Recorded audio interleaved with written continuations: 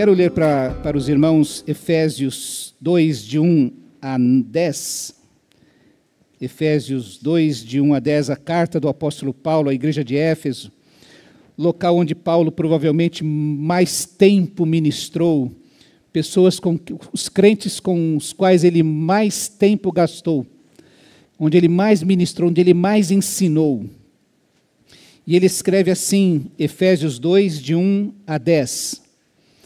Vocês estavam mortos em suas transgressões e pecados, nos quais costumavam viver, quando seguiam a presente ordem deste mundo e o príncipe do poder do ar, o espírito que agora está atuando nos que vivem na desobediência. Anteriormente, todos nós também vivíamos entre eles, satisfazendo as vontades da nossa carne, ou seja, a natureza humana, seguindo os seus desejos e pensamentos. Como os outros, éramos por natureza merecedores da ira. Todavia, Deus, que é rico em misericórdia, pelo grande amor com que nos amou, deu-nos vida com Cristo, quando ainda estávamos mortos em transgressões. Pela graça vocês são salvos. Deus nos ressuscitou com Cristo e com Ele nos fez assentar nos lugares celestiais em Cristo Jesus, para mostrar, nas eras que hão de vir, a incomparável riqueza de sua graça, demonstrada em sua bondade para conosco em Cristo Jesus. Pois vocês são salvos pela graça, por meio da fé. Isto não vem de vocês, é dom de Deus, não por obras, para que ninguém se glorie, porque somos criação de Deus, realizada em Cristo Jesus, para fazermos boas obras, as quais Deus preparou antes para nós as praticarmos. Amém? Meus irmãos, nós estamos nesse mês de fevereiro, lidando com a história da salvação, a história do nosso Deus, que é a minha e a sua história, a história da humanidade, mas que se particulariza na vida de cada um de nós. Então, logo no primeiro domingo deste mês, nós pensamos, a partir do Salmo 8, sobre duas características do nosso Deus, que revelam o seu amor: a criação e na queda. A criação, porque Deus não acordou um dia lá na eternidade e disse assim: olha, hoje eu estou sentindo falta de algo, eu estou sentindo falta de um ser criado com quem eu possa me relacionar. Foi um ato da sua vontade em amor, criar a humanidade. Ele não precisava disso. Há anjos em redor do seu trono, há muitos seres que o adoram eternamente, muito antes de sermos criados. Mas Deus, em seu infinito amor, decidiu nos criar. E nos criou de uma maneira toda especial, nos colocando e criando este mundo, no qual foi preparado especialmente para nos receber a humanidade. Você deve lembrar que todas as características deste mundo, se houvesse qualquer mudança mínima, não seria possível ao ser humano viver aqui. Nós vivemos esses últimos anos, ou talvez as últimas décadas, sempre envolvidos com as notícias do aumento da temperatura no nosso mundo, e que, se continuar desse jeito, em poucos anos aí pode ser inviável a vida na Terra. A gente percebe, então, a ciência mostra que esse mundo foi criado para nos receber de uma maneira toda especial, e não é à toa que a palavra de Deus diz que o ser humano é a coroa da criação. Que Deus olha e entende o ser humano como a menina dos seus olhos.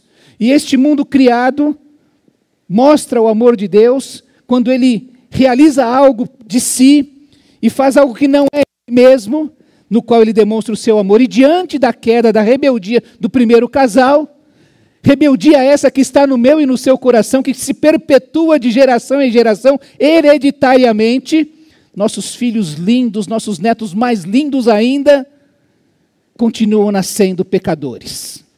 Mas Deus, desde aquele primeiro instante, decidiu tratar com amor, com graça, o primeiro casal, e este amor, como diz Jeremias, vem sendo renovado de maneira inesgotável, diariamente.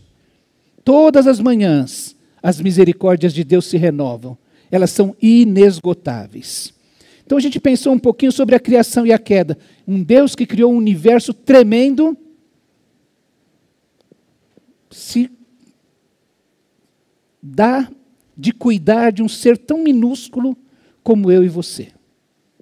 No segundo domingo, nós pensamos sobre o esvaziamento de Deus, a encarnação e a redenção. Porque Deus, lá no Éden, que decidiu que não ia acabar com aquele primeiro casal, decidiu criar um plano e executar um plano para resgatá-lo, para trazê-lo de volta para si, para reorganizar o seu relacionamento. E Ele faz isso na pessoa de Jesus Cristo. Ele assume o nosso lugar, a nossa humanidade, se encarna para vir e assumir o nosso lugar, levar sobre si a condenação do nosso pecado, morre na cruz do Calvário, realiza a redenção para que nós pudéssemos ter um relacionamento novo com Deus. Então, nós pensamos na queda, na criação, na queda, na encarnação de Deus e na redenção que Ele realizou. Hoje, nós gostaríamos de pensar sobre a salvação em si que Ele realizou e que eu e você agora desfrutamos, que é oferecida hoje, nós oferecemos hoje para as pessoas. Quando nós temos um esforço evangelístico, nós queremos que as pessoas saibam o que é o Evangelho, qual é a boa notícia que todas as páginas da Bíblia apontam. Desde o primeiro momento, desde aquela criação, Deus tem um plano de resgatar o ser humano. E isto é a salvação. A salvação e a santificação são obras do amor de Deus por nós e em nós. E eu queria pensar com vocês, em primeiro lugar, que, como diz o apóstolo Paulo aqui na sua carta aos Efésios, vocês são salvos pela graça, por causa da obra realizada por Deus. E quando nós falamos em salvação e a obra realizada por Deus, nós estamos pensando naquilo que aconteceu no passado. E é importante que a gente compreenda um pouco o que significa essa redenção, Jesus comprar a redenção para nós, porque quando a gente não compreende isso, a gente não valoriza a obra que Ele realizou. Quer ver uma coisa? Semana passada nós pensamos um pouco sobre o que significava Deus, o Deus homem, cumprir todas as exigências da lei para que a humanidade pudesse ser liberta do poder do pecado e tivesse seu relacionamento com Deus restaurado. Jesus foi feito grande sumo sacerdote em amor para servir a humanidade. Num primeiro momento nós pensamos em Jesus quando veio ao mundo e como Ele de todas as maneiras nos serviu. Aquela geração que estava ali com Ele e viu as curas que Ele realizou, os milagres que Ele realizou, as coisas que Ele modificou na vida das pessoas, as libertações que Ele realizou na vida das pessoas, e todas estas obras que Jesus fez e serviu. Ninguém conseguiu comprar os seus favores. Nem aqueles que achavam que tinham alguma autoridade sobre aquilo que Jesus estava realizando naquele momento. Os fariseus, os doutores da lei, achavam que deviam determinar para Jesus, olha, você pode falar com esse, não pode falar com aquele, pode almoçar com esse, não pode almoçar com aquele, pode visitar esse ou não aquele. Nesse dia você não pode fazer milagre, você tem que fazer em outro dia, em outro lugar. Eles queriam dominar aquilo que Jesus estava fazendo, mas Jesus, livre como um Deus que é onipotente, foi simplesmente oferecendo o seu poder e o seu amor a todas as pessoas que tinham necessidade, tivessem elas condições de pagar ou oferecer algo a Ele, ou não tivessem. Ele as olhava como ovelhas sem pastor, que precisavam do cuidado de Deus, e eles receberam. Esta era a missão de Jesus. Eu vim aqui apregoar o ano de libertação para todas as pessoas. E foi o que Ele fez, Ele nos serviu desta maneira. E Jesus então se transformou numa oferta, num ofertante e no sacerdote. Guarde isso, meu irmão, para você compreender e ter a real noção daquilo que você vivenciou com Deus. E quando você for explicar para alguém a salvação, por que você é tão feliz no serviço do Senhor? Por que você separa na sua agenda tempo para estar no templo, adorando ao Senhor, para servi-lo, para dedicar seus dons e talentos? Você entrega dinheiro na igreja, por que você faz isso? Você explicar com todas as letras qual é o significado disso.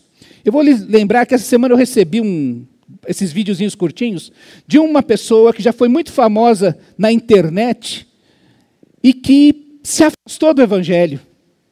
E ele concluiu na sua fala, é um recorte, é claro, então não sei tudo que ele falou, mas ele concluiu que eu não pedi para Jesus morrer no meu lugar. Como se Isso é problema dele, não meu. Não é? Porque ele morreu porque eu já era pecador, já tinha uma dívida impagável. E essa falta de compreensão, se você compreender a situação que o ser humano se encontra, você vai falar, eu preciso correr para Jesus. Agora, se você não compreende isso, aí você acha como esse assim, olha, ele fez porque ele quis, eu não pedi para ele fazer nada por mim. Meus irmãos, a gente tinha antigamente, e a salvação é um negócio que cada um explica da sua maneira, né, da sua experiência com Jesus. Eu já lhes disse que no começo da minha vida, eu tinha muito medo do inferno, porque se pregava muito sobre o inferno, se falava muito sobre o inferno. E eu sabia, na minha infância, na minha imaturidade, eu entendi assim, eu não quero ir para o inferno é muito ruim, eu não quero ir para lá. E aí me falaram assim, se você acreditar em Jesus, Ele vai garantir o céu para você. E a minha primeira experiência de salvação foi exatamente essa. O dia que eu falei, Senhor, eu quero isso, eu quero o Senhor Jesus na minha vida, porque eu não quero ir para o inferno, eu quero ir para o céu com Jesus. E graças a Deus que a minha infância foi moldada dessa maneira. Eu tinha medo do inferno. Eu não tratava o inferno de uma maneira desleixada. E então eu fui compreender que Jesus é essa oferta, compreendendo aquilo que acontecia no Antigo Testamento, todos os dias, pessoas levando animais, sendo mortos, para que aquele sangue derramado, pudesse remir, libertar da pena do pecado, da culpa do pecado, até que Jesus vem e se torna o Cordeiro de Deus que tira o pecado do mundo, que realiza uma única oferta. Ele é a oferta, o Cordeiro de Deus que tira o pecado do mundo. Jesus ofereceu um único sacrifício para tirar os pecados, porque o sacrifício de Jesus é diferente de todos aqueles animais que eram mortos. Ele é a oferta. Ele é aquele que tem o poder de tirar o poder do pecado sobre a nossa vida. A Bíblia diz também que Ele é o ofertante, porque enquanto os sacerdotes terrenos ofereciam as ofertas, que os pecadores traziam todos os dias, pelos pecados que cometiam todos os dias, como você e eu cometemos pecados todos os dias, temos que terminar o dia e falar, Senhor, alguns podem falar assim, perdoa a multidão dos meus pecados, ou se você tiver um pouquinho mais de consciência, falar, Senhor, hoje eu pequei assim, eu fiz isso de errado, eu senti isso, e puder falar com Jesus claramente os seus pecados, mas esses sacerdotes que iam diante de Deus e levavam o sangue daquele animal, eles não tinham o poder de realizar uma oferta que pudesse ser permanente, um perdão permanente. A oferta diária era pelos pecados cometidos diariamente. Amanhã, novos pecados seriam cometidos e novas ofertas teriam que ser trazidas. Jesus é aquele que oferece voluntariamente a sua própria vida como oferta e resgate por muitos. Ele é o ofertante perfeito, que mesmo sem pecado traz a oferta da sua vida diante de Deus. Diz o escritor aos Hebreus que dia após dia todo sacerdote apresenta-se para exercer os seus deveres religiosos e repetidamente oferecer os mesmos sacrifícios que nunca podem remover pecados definitivamente. No entanto, depois que Jesus acabou de oferecer um único sacrifício pelos pecados, que é válido para sempre, se assentou à direita de Deus. Diz João, Jesus falando aos seus discípulos, por isso o Pai me ama, porque eu dou a minha vida para retomá-la. Ninguém a tira de mim, mas eu a dou por espontânea vontade.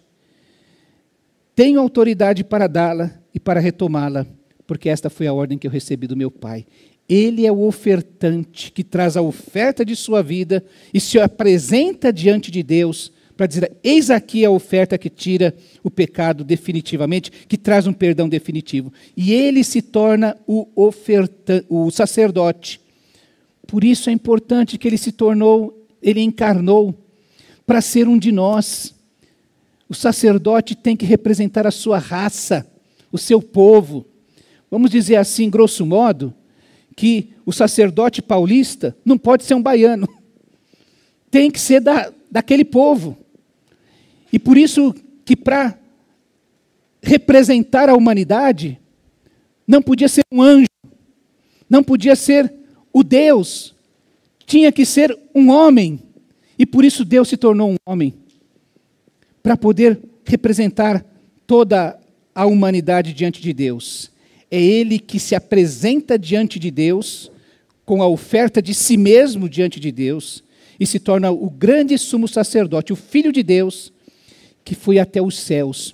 Os sacerdotes humanos entravam numa tenda feita de madeiras e panos, no tabernáculo, ou entravam dentro do templo, feito de pedras, mas Jesus é aquele que entra na presença de Deus, e diante de Deus se apresenta, para dizer assim, olha, aquele que crê em mim, está perdoado, o sangue que eu derramei, purifica os pecados destas pessoas. E aí Hebreus vai dizer que o ministério sacerdotal que Jesus recebeu é superior ao dos sacerdotes humanos, como também a aliança da qual ele é mediador é superior à antiga, porque se baseia em promessas superiores. Deus prometeu que todo aquele que crer no meu Filho, ele vai recebê-lo como seu filho. Ele vai receber a vida eterna. Os sacerdotes humanos faziam um sacrifício que acabava quando a noite chegava, quando o novo dia nascia. Jesus é aquele que realiza um sacrifício superior e definitivo. E aí é que é importante a gente entender isso. Porque se eu não entendo isso, essas necessidades, havia algumas regras, por exemplo, que sem derramamento de sangue não há remissão de pecados. Que o sangue representava a vida. Aquele animal perdia a vida para que eu pudesse continuar vivo. Era vida por vida. Só que esse animal não tinha consciência do que estava acontecendo com ele. Morria no meu lugar sem saber por quê. E aí vem um cordeiro que morre voluntariamente. Eu sei exatamente o que estou fazendo, Jesus diz. E eu entrego a minha vida voluntariamente. Porque se não houver isso, não há perdão de pecados. E aí é aquilo que Paulo fala aqui. Primeiro, qual é o horror do pecado? O horror do pecado como uma ofensa diante de Deus e como consequência na vida humana. Lembra que no primeiro dia a gente pensou sobre a quebra do relacionamento com Deus, a entrada da morte na nossa existência e todos os sofrimentos que homem e mulher vão ter que viver e a própria criação, a própria terra vai ter como consequência por causa do pecado. Quando alguém chega e fala assim, tá vendo, se Deus fosse bom, se Ele existisse de verdade, não deixava acontecer o que está acontecendo. Ele nunca quis isso, Ele nunca planejou isso.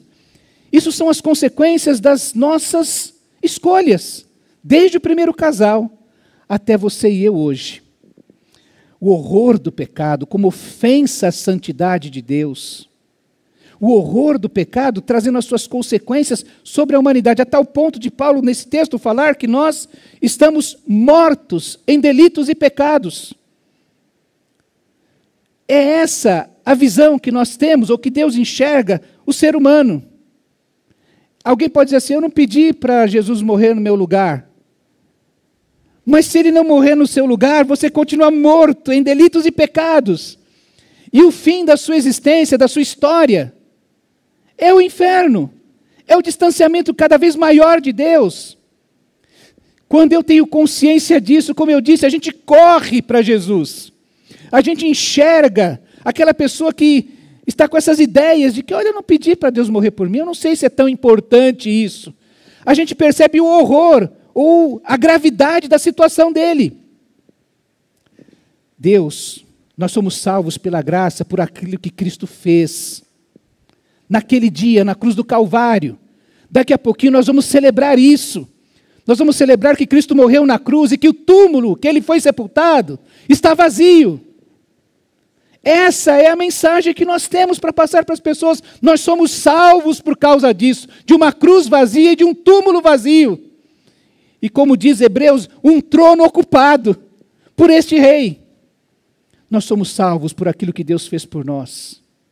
Mas, meus irmãos, a salvação que nos livra deste horror, que tem o preço pago por Jesus na sua encarnação, na sua humilhação. E aí a gente pensa nesse Deus tão tremendo, Criador de todas as coisas, de um universo com 10 sextilhões de estrelas. Isso é só o nosso universo. Imagine o que há mais aí. Esse Deus, Criador de todas as coisas, é aquele que vem se humilhar para morrer no nosso lugar. Ser cuspido, batido, sangrar, ser furado, ser rejeitado. A gente não pode ter, provavelmente a gente não tem ideia do que é ser furado, né? A sangue frio, né? Mas eu quero lembrar, você já foi rejeitado?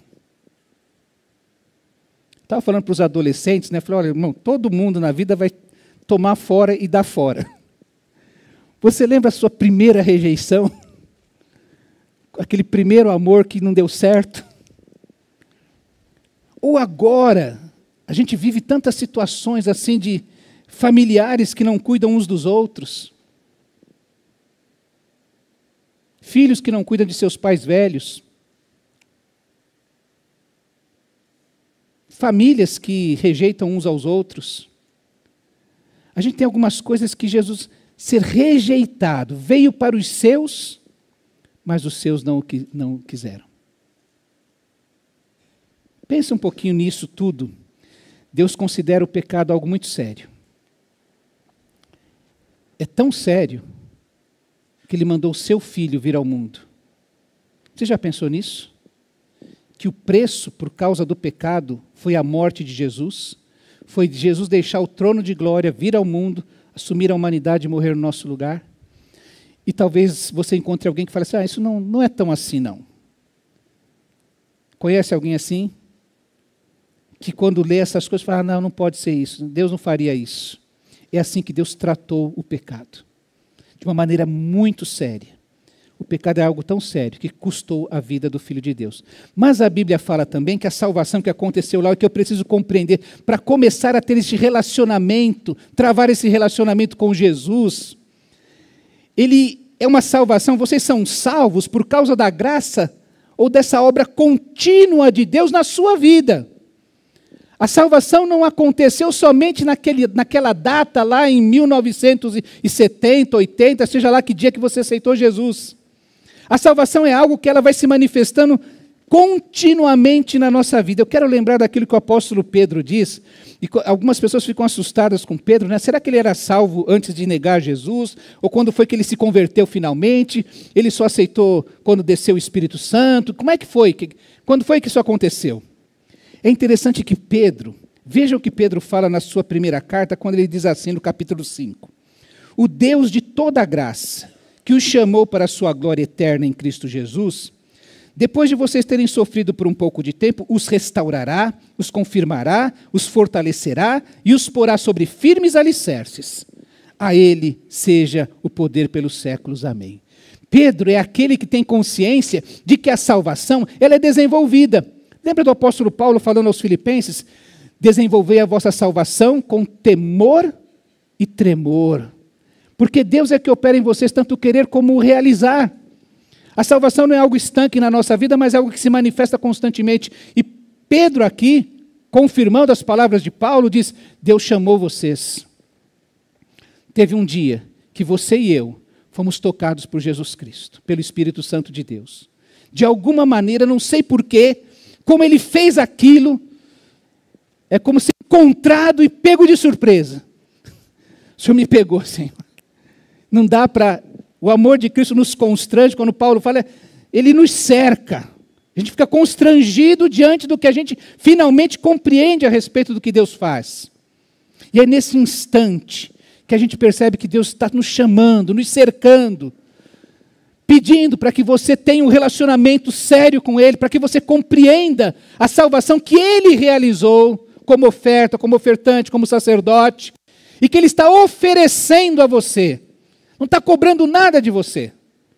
Não pede nada a você. Ele pede que você creia, que você aceite o que Ele realizou por você. E mesmo assim tem aquele que fala assim, eu não quero isso porque eu não acho que eu sou pecador, eu não acho que esse Deus exista, eu não acho que Ele me ame. Tem tantos problemas para serem tratados. Pedro diz assim, Ele o chamou. Talvez Pedro tenha lembrado nesse instante assim, eu estava lá na beira do mar, mexendo com as minhas redes, no meu barco, cuidando da minha vida. E aí Jesus passa e diz assim, venham após mim, eu vou fazer de vocês pescadores de homens.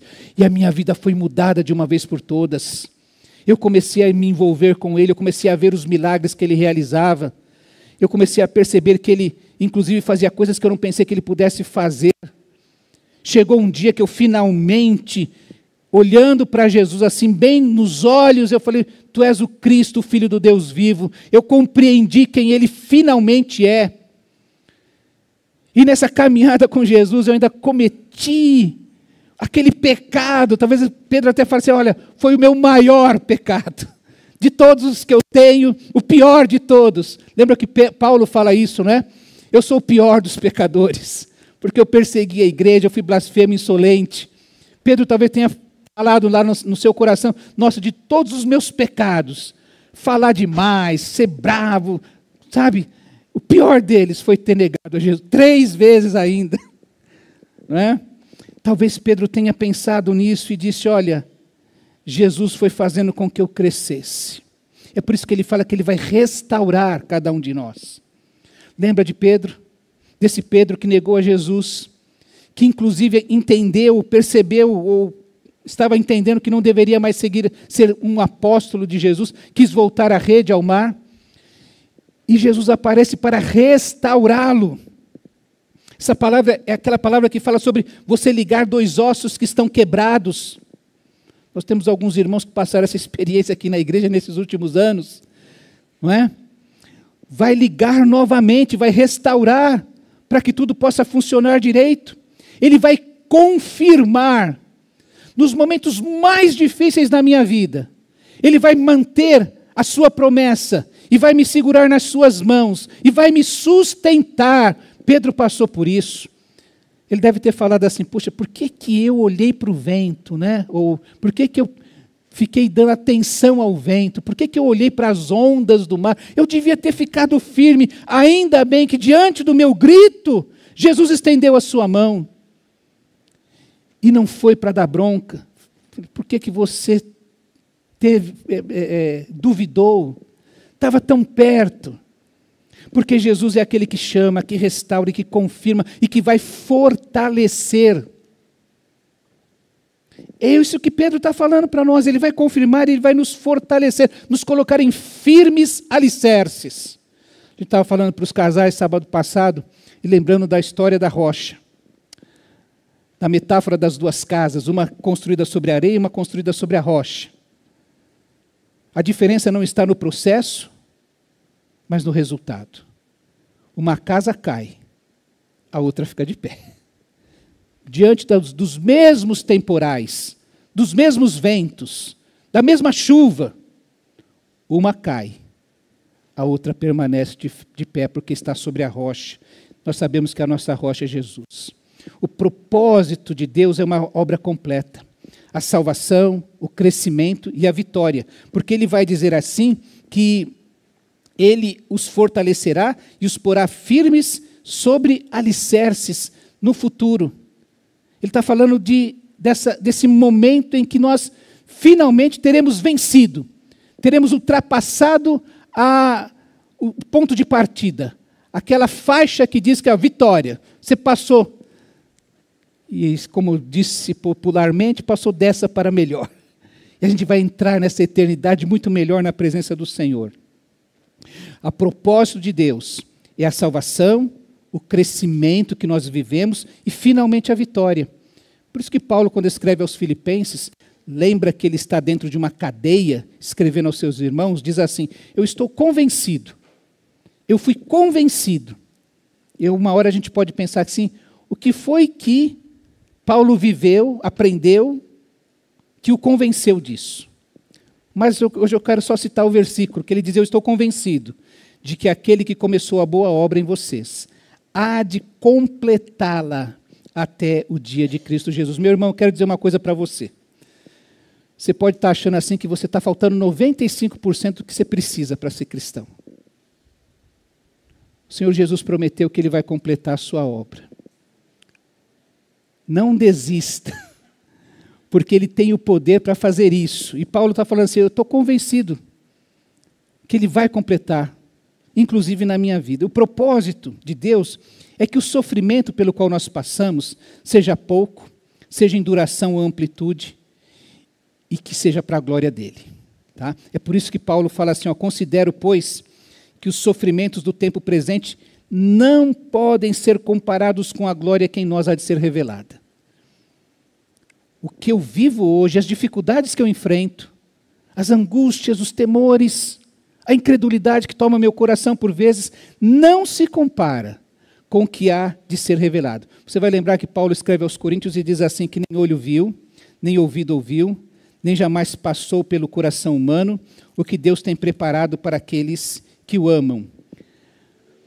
E a gente fala assim: gente, não dá nem para imaginar, não é, essa eternidade. Mas quando você continua o versículo, ele diz assim: mas Deus o revelou a nós por meio do Espírito Santo. Embora a gente não consiga imaginar, Deus revela para o nosso coração aquilo que há na eternidade. É quando os nossos olhos são desvendados para entender o horror do pecado, o horror da situação que quem não tem Jesus está. Isso é uma revelação de Deus. Ele escreve na sua segunda carta aos Coríntios exatamente isso, que as pessoas que não conseguem compreender isso, elas estão como que tendo os seus olhos vendados, mas se o nosso evangelho está encoberto, para os que estão perecendo, mas se o nosso evangelho está encoberto, para os que estão perecendo é que está encoberto. Esta boa notícia é para quem está perecendo, que ele não consegue entender. Por quê? O Deus desta era cegou o entendimento dos descrentes, para que não vejam a luz do evangelho da glória de Cristo, que é a imagem de Deus. Em Cristo, através do seu Espírito, conseguimos compreender o que Deus fez por nós. E mesmo os sofrimentos presentes não se comparam à glória. O coração, a salvação traz para o nosso coração uma capacidade de olhar para a eternidade e de abrir mão do mais ou menos pelo excelente, pelo que há de termos lá na eternidade. Ele ainda fala também, segundo aos Coríntios, pois os nossos sofrimentos leves e momentâneos produzem para nós uma glória eterna que pesa mais do que todos eles. Ponha numa balança tudo que você tem que enfrentar nesse mundo. E eu sei que às vezes é uma notícia ruim, né? A gente aceita Jesus, como alguns aconteceram. Parece que a vida complicou depois que eu aceitei Jesus.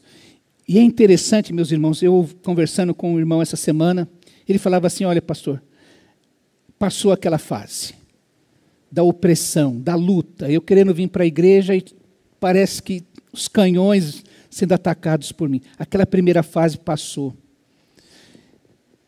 E aí, você coloca na balança os problemas que você tem a enfrentar e aquilo que Deus está prometendo para você.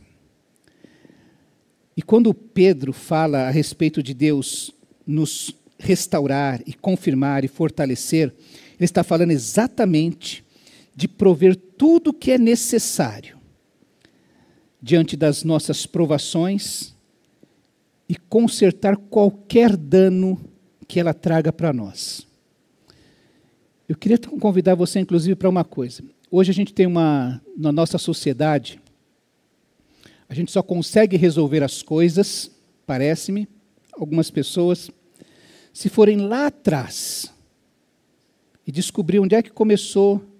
Eu tive uma mãe muito opressora, um pai ausente, e aí eu sou desse jeito hoje, tá? Não consigo fazer nada. Eu sofri bullying na minha infância e por isso hoje eu soco quem tentar mexer comigo. E a gente busca no passado uma resposta para os nossos problemas presentes. E Pedro está nos ensinando que o nosso Deus é um Deus que nos chama, vai nos restaurar, vai nos confirmar, vai nos fortalecer e vai nos colocar em firmes alicerces. No sentido, eu não estou dizendo que você não deva fazer isso, talvez num determinado momento seja interessante a gente descobrir qual é o meu temperamento que eu nasci. Sim, eu tive uns problemas lá no meu inconsciente, no meu subconsciente, que eu estou carregando, umas neuroses que todo mundo tem neurose, né? A neurose só é complicada quando ela atrapalha o seu cotidiano. Então, todo mundo tem, tá? Mas se você simplesmente olhar para Jesus e quiser aprender de Jesus, você vai pular uma etapa. Porque se você pega e vai lá atrás, tá bom, eu sou assim, agora eu preciso olhar para Jesus. Olhe para Jesus direto. Como cristão, você pode fazer isso. Porque o Deus que chamou você, Ele vai trabalhar na restauração. Ele vai te fortalecer. E Ele vai confirmar coisas que você precisa aprender. Ele vai te colocar num lugar seguro. Então, 80% de problemas que crentes enfrentam hoje, enfrentam porque não olham para Jesus.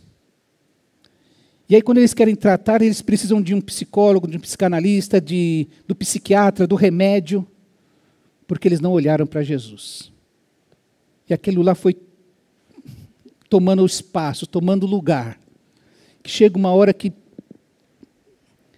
ou Jesus faz um milagre, ou então ele tem que usar os psiquiatras, os psicólogos, para trazer uma normalidade na vida dessa pessoa.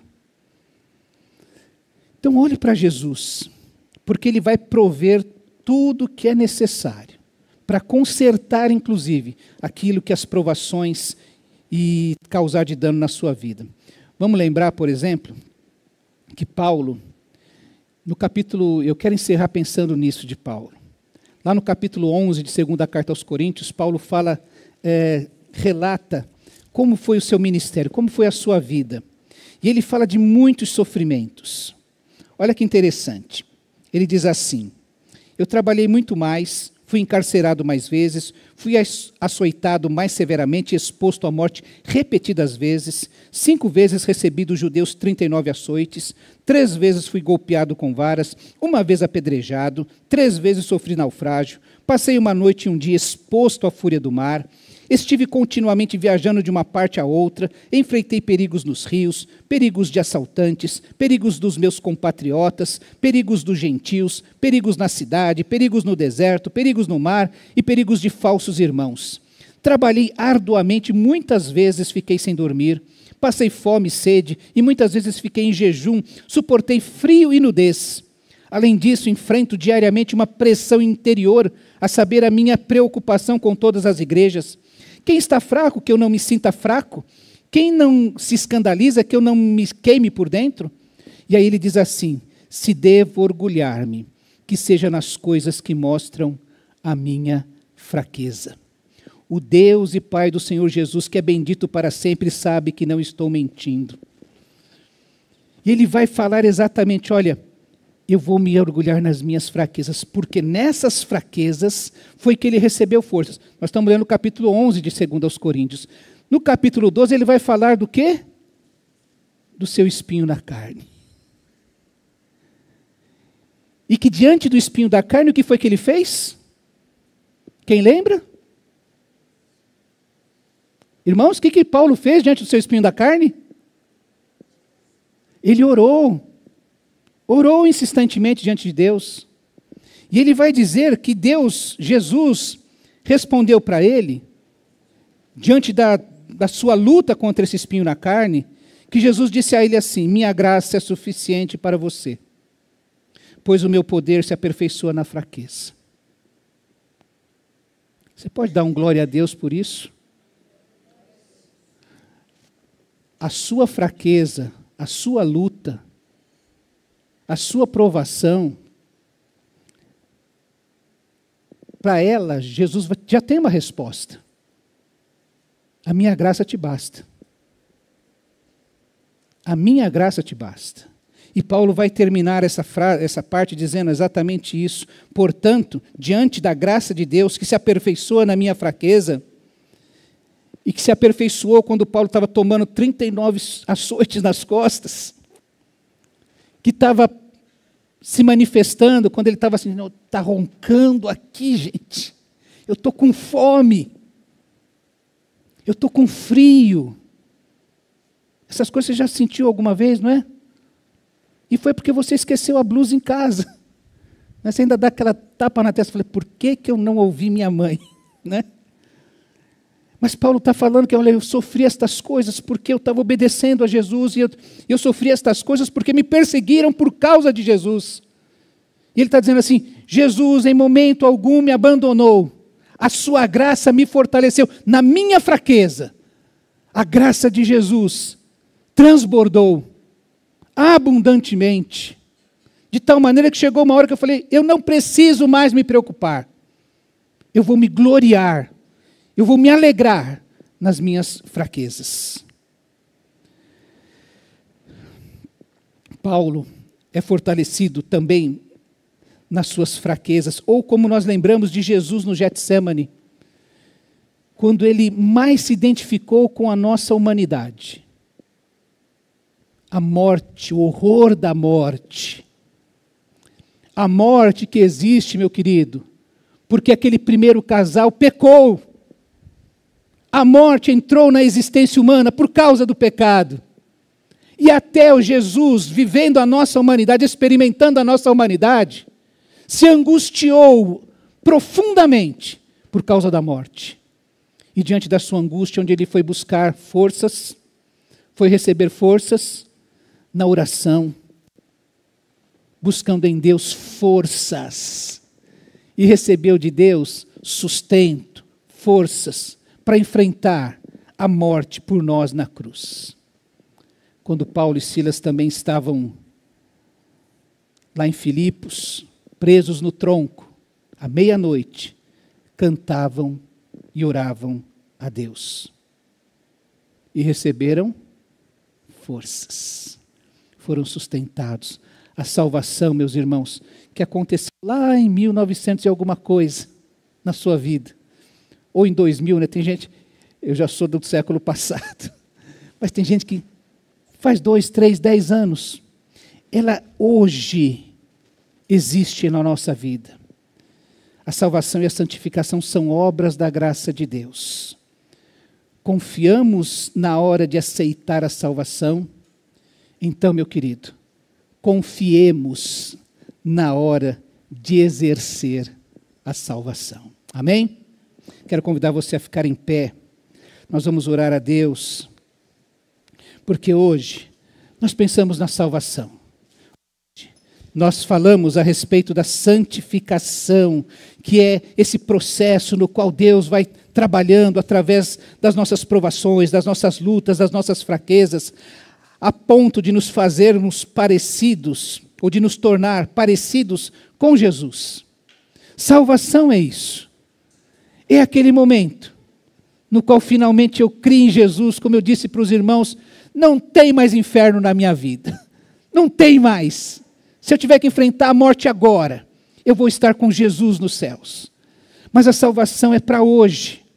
Para essa luta que angustia o meu coração, que não me deixa dormir, que tira a paz do meu coração, que quer fazer eu acreditar que Deus não existe ou que não me ama. Deus se manifesta e vai trazer força, sustento, graça sobre a nossa vida, a ponto de você permanecer firme como quem tem os seus pés firmados sobre a rocha. Amém?